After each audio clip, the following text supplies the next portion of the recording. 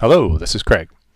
Now I'm going to show you what comes with the FineArт Fx, the individual action treatments, how you can make use of them, and why they're grouped as they are, and how you can make use of that. So, up here within our set for, in this case, the Havana, you'll see right here, here's an update in terms of the time that version creation date. We've got our artifacts in our vertical and horizontal, so you can match them up to the image style. We also have our textures, and if you notice, we have our Craig's Art Fx and we have our Craig's Art Text. The difference between these two is the artifacts will make use of your images in terms of the art treatments that came with either Havana, Alcazar, or the other sets. It'll make use of them in a texture and an overlay, sort of a background style image on top of and blending with your image, whereas the textures will strictly make use of the image in a texture capacity, leaving your image completely intact. So that's your difference between your textures and your Craig's Art. So you can select the one that's appropriate for your horizontal, vertical image and run through there. Also, when we scroll down, you'll see that we have our finishing effects. Within the finishing, we've got some handy little treatments for cropping a vertical image to a square, taking a horizontal to a square, and a darken and a lighten vignette. So again, just things you can make use of in different ways. We also have an action for dealing with edges. Everybody's now got a whole series, a whole lot of different edges you might make use of. So what I did was I came up with an action to allow you to run them very easily, making use of it with finishing with a clear border or a hard white border for that distinct separation when you go to print. So in this case, with the Havana and the Alcazar, we have the bonus edges that have been supplied by Graphic Authority. Special thank you to Charlie on that. We also have a couple of other ones down here for outputting our file to a PSD and a print and web with or without sharpening. What that'll do is just finish off our image file and send it, save it, applying the sharpening and having it ready to send out to print or web or a backup PSD. That's where your dump files come in that we loaded in the previous tutorial. We also have an action for running custom textures. If you have some of your own textures you want to make use of, this will help you with it, as well as some fun and simple framing options just to finish off your image. So let's come through, make use of one of the artifacts. We'll select the action and we'll press play. As we press play, we'll see that our layers are starting to build over on the right here. Some of them are turned on, some turned off. That's because those are options you can make use of anytime you want. So now that it's finished here, we'll just click on and you can see we've got our base image nice and safe right through here. Everything applies on top of that. As well as we have our texture controls set up for doing our mask on here, our Color Genie controls for going in and making use of some of their controls to adjust our base image. We have our top background options, and within here you can see that there's our image for our softness, our detail. This is the artifacts in terms of how it's being applied, and we've got controls for its curves, its saturation and tone. And if we're looking through here, we have additional controls for our vignette, making use of a dark vignette or a light vignette.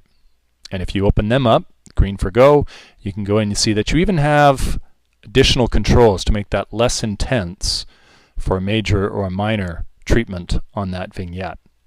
And of course, leaving it off entirely. Last one up at the top here is our tint control.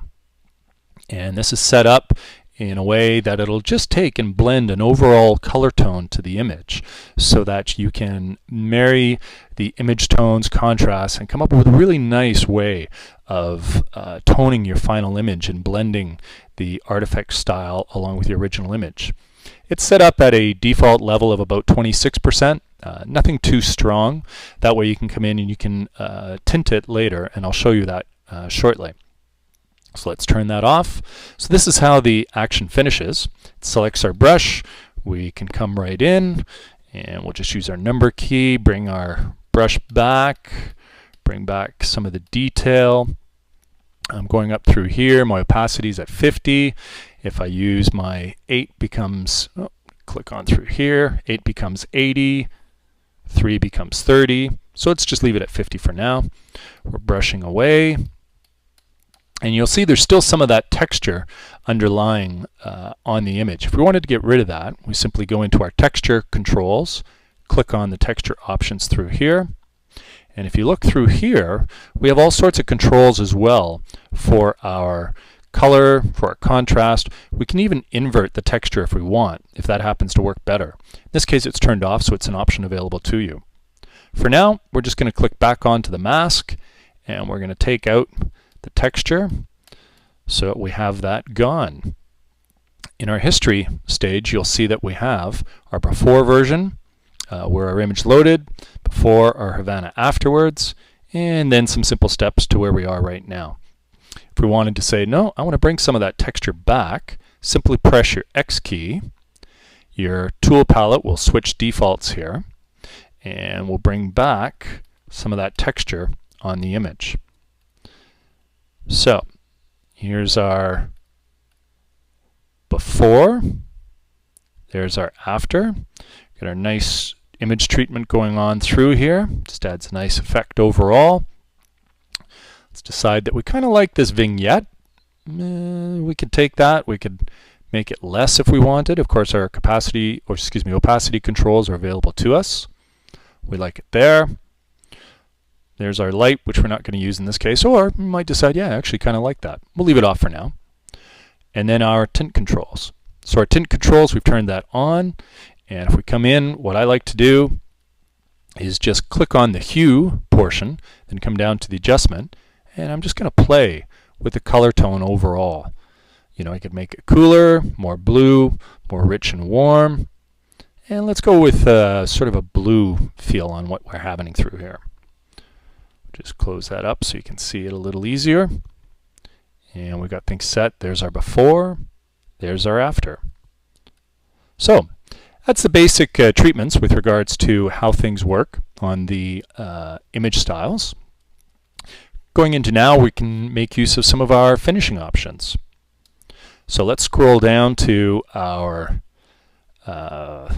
make use of our taking a horizontal image, taking it to a square, and we will just press play. No real rocket science on what's going on here. It's just simply selecting a square portion of our image. We'll come along a little bit further through here, and we'll just make this a little smaller in this case. Take our shift key, reposition it over there, and decide that we like it right there. So now we're starting to get a feel for that real popular histogram, hipstomatic treatments. And if we want, we can now make use of some of our edges. So we'll just press play, and within our edges, we'll go to our droplet to very quickly find our edges. Bring that up. We can select something through here, and we'll just select one at random.